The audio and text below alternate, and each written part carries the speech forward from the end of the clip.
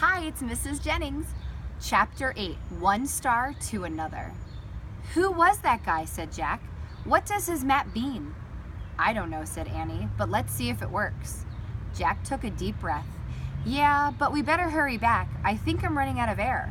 It feels harder to breathe. For me too, said Annie. Go slow. Don't breathe too much, said Jack. He and Annie took long, floating steps toward the moon base.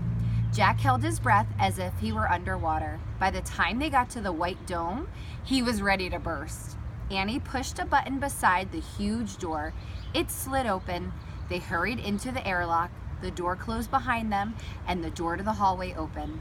Jack opened the visor of his helmet. He took a long, deep breath, and he let it out. Let's get out of these suits, said Annie. Good idea. Jack was dying to free his arms and legs. As they moved clumsily into the spacesuit storeroom, Jack felt heavy again.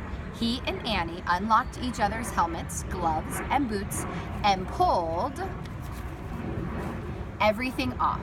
Then they stepped out of their bulky suits. Phew, Jack said. He took off his glasses and rubbed his eyes. It was great to be free, even if he no longer felt as light as a feather. Hurry, Peanut's waiting, said Annie. She led the way down the steps to the bright landing chamber. Yay, she said softly. Jack was relieved to see the treehouse was still there. Soon they'd be heading home. He couldn't wait. Jack and Annie crawled through the treehouse window. We're back, Peanut, said Annie. Squeak! Peanut ran to the letter M. We missed you, said Annie. She patted the mouse's head. We met a moon man. Sorry, Peanut, but you have to move, said Jack. We have to put the map on the M. Annie gently lifted the mouse off the M. Jack tore the star map out of his notebook. He placed it on the M next to the mammoth bone, the mango, and the moonstone. He sighed, then sat back on his heels. Hand me the Pennsylvania book, he said. They needed the Pennsylvania book to get back home. There was silence. Jack turned and looked at Annie. It's not working, Jack, she said. The book's not here. What? The map was wrong? They looked around the treehouse. It's definitely not here, said Annie. Oh no! Jack's heart sank. He picked up the star map and stared at it. Squeak, squeak! Peanut jumped out of Annie's arms and scurried back to the letter M. I've got an idea, said Jack. He reached into his pack and he took out his pencil. What are you doing, said Annie.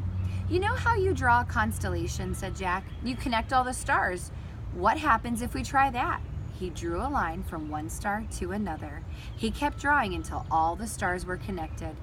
Let me see, said Annie. Jack held the paper out so they could both study it. It looks like a mouse, said Annie. Yeah, said Jack. Is there such a thing as a mouse constellation, said Annie. I don't think so, said Jack. Squeak! Annie and Jack looked at Peanut. She was standing on the M. Oh, wow, Jack, Annie whispered. I think I know what the fourth thing is. Jack grinned. Me too. It's a mouse, they said together. Squeak, squeak!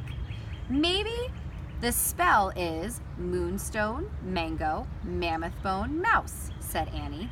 Jack touched each M thing in turn as he whispered, moonstone, mango, mammoth bone, mouse. Let's say it over and over and see what happens, said Annie. Together they chanted, moonstone, mango, mammoth bone, mouse.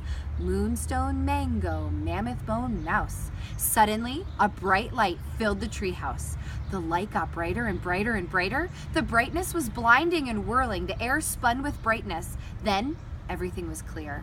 Peanut the mouse was gone. And Morgan Le Fay stood before Jack and Annie.